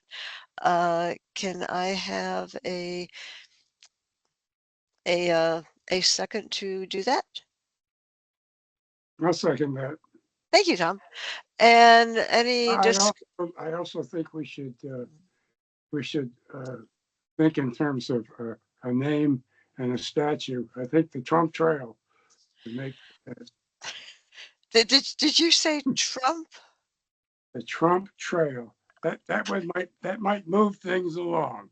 It is already funded. We don't have to worry about the funding. Okay, It's just that I think there's been some foot dragging here and there. But since you raise it, any discussion on this? And I see Cynthia. No, first. Oh, that was Tom. Eric. I actually Oh. have a question, but not about this. So why don't we sort of dispense with this, and then I'll Okay. raise my question. Oh, and there's a nameless person who was number one. That's First you. person. Oh, that's me. Oh, Yeah. Of course. Sorry. And then there's Cynthia. Hi, Cynthia. Hi, that was cute. I'm just wondering, would it be effective to have the letter come from the BAC and the PAC, or do you want it just PAC? I'm cool with either. I think since our initial letter was just the packet, I think this one will just be the pack. But you are welcome to send your own letter, and that might be just as effective, if not more effective. Yeah. Because this is a facility for bikes as well. Yeah. And my second question, actually, do we have the width? Do we know how wide? I think 20 feet. 20 feet. Yeah. Oh, and I will share to the group tomorrow morning. This was an item of discussion at the recent CPCC meeting, which I'm also on, by Kyle, and I think there were some preliminary plans in that were part of the recording, so I can share that Right. slides. So yeah, it will have a partial roof over it. Over the So railroad portion. just the railroad portion? Yes, they demand it. There's a lot to be sorted out between where things are now and the completion of what's called the 30% plans, which is right months away. And I don't want this to sound defensive, but what I said about having challenging neighbors has been true in spades with this project. Here's an example. Absolutely. So I don't really buy this idea that it's 2 years behind schedule, because whatever schedule that was somebody's pipe dream. This has involved Amazon and the state government and several branches of the federal government and private landowners and the freight railroads, et cetera, et cetera, et cetera. One of the last pieces of that fell into place was MWA eventually realized that this was going to happen one way or the other. They started to play ball. Oh, now I don't want to sound like gossip either. MWA has a roadway project for their property to make their circulation work, because most people using the airport still come by cars. Well, they unveiled a roadway design that had a whole new ramp in it that will have to duck under the bridge structure we're building. So this was unveiled less than a year ago. So I started talking about 3D chess. This is really like threading a needle to bring these multi-million-dollar, huge, big concrete bridge structures together in a way that meets the regulations for clearance, meets all the engineering standards for strength and accessibility, et cetera, et cetera, et cetera. And then to try to do it in the most timely way possible. I think it's going extremely well. It just takes a long time. So That's as I, much as I want to say in defense of the project that I'm involved with. I'd say maybe we can continue this discussion. I have Yeah. one business item I want to make certain that I mentioned before Did Pam folks get go her off. vote on the letter? Yes, Okay. yes, it has. Well, we were what? discussing, and then I could. Anyone opposed to my drafting a letter, please say no. Okay, I'll draft a letter. And I Okay. will share it. Thank you. Okay. I just wanted to mention, as far as SPRCs go, that there's a new SPRC that's come through, that's for the old Eckerd site, which I guess is the Walgreens site at Lion Village. And I don't know if anybody would like to, I know John Armstrong is in that general area. I don't know if that's something John would like to take on, or if anybody has interest in being on that SPRC. I mean, yeah, that is close to me, but if somebody else wants to do it, that's fine. Otherwise, you can put my name down. Okay. Anybody else have interest? I can certainly be your backup, John, on that. Okay. Sounds good.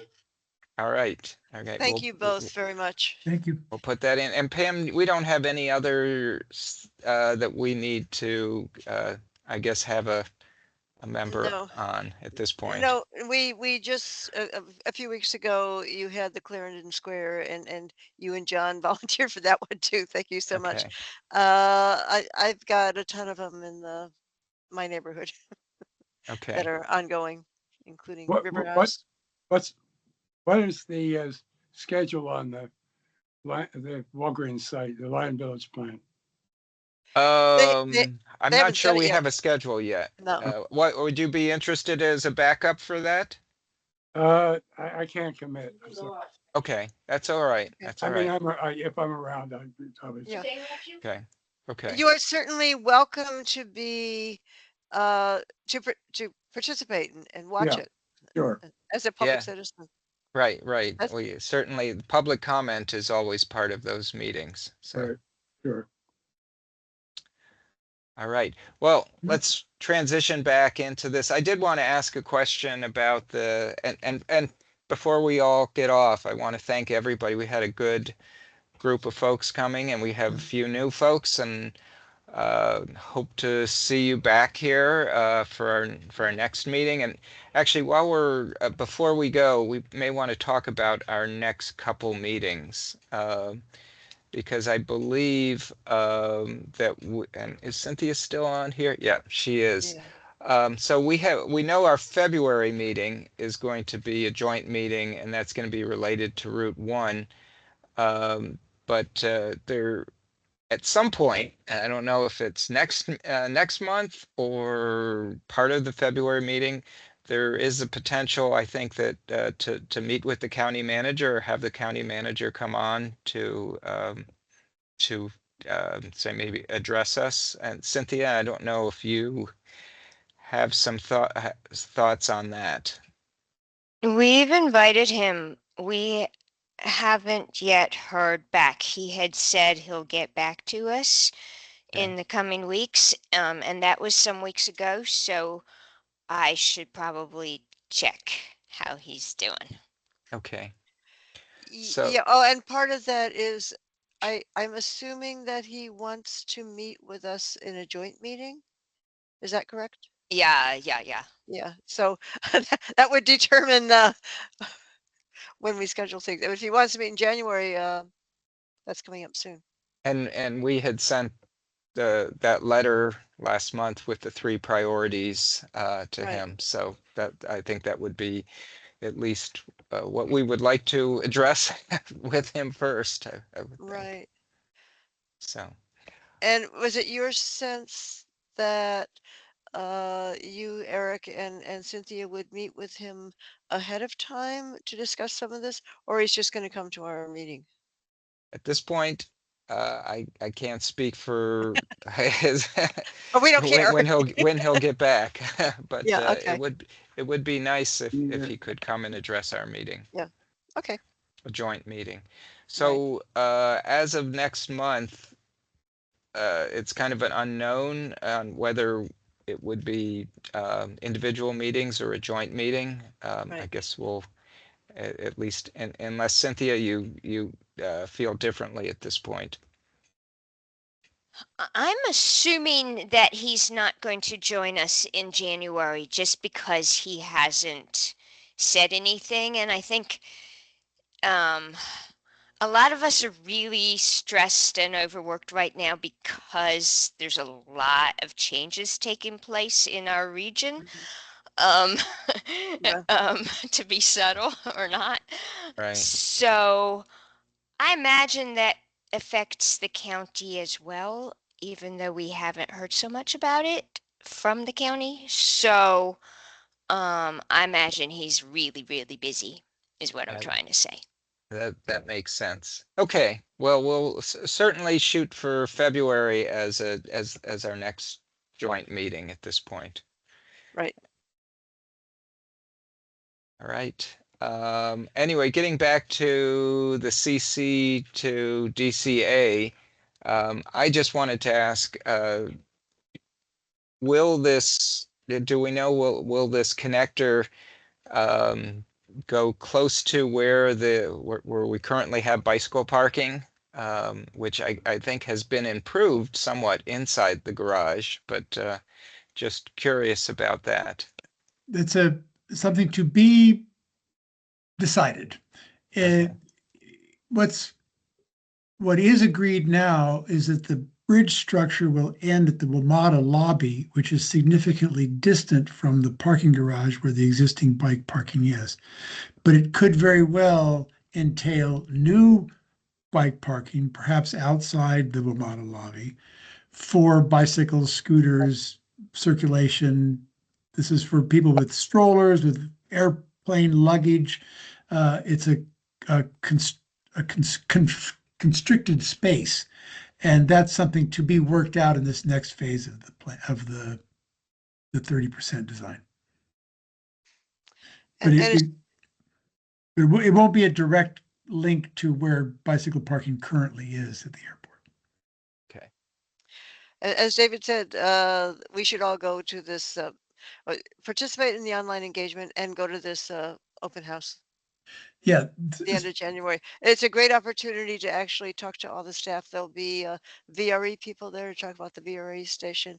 I assume there will be airport people there to talk about airport people, railroad people. And David will be there too, right? Transit people, me. I sign autographs. Yeah, Our consulting team. Yeah. All right. Well, I guess everybody keep that in mind, and hopefully we'll get a reminder out to folks. Right. I had one other issue for David mainly. Our annual membership renewal. Oh, good question. Well, or are we on 2-year cycle and we're okay? Well, I think I never got a letter. I think we're not on a 2-year cycle. And the last time I reminded the person who generates the letters at the manager's urging, basically didn't have time. And that was a few months ago. So I think somebody upstairs doesn't treat this as urgently necessary, but I could send another reminder. It's a natural thing to remind about because we're at the end of the year. Right. Okay. I can do that. Great. Thank you. And thank everybody for good participation in this meeting. Very, very much appreciated. And hanging in there. Yes. Almost everybody hung in. I'm going to hit the button to stop the recording. Okay. And you'll give me the recording and the chat and recording and chat and all that and stuff. And transcript. Yes. Yeah. And who's here and yeah. Yep. All right. I'll get it. Very good. I'll get it.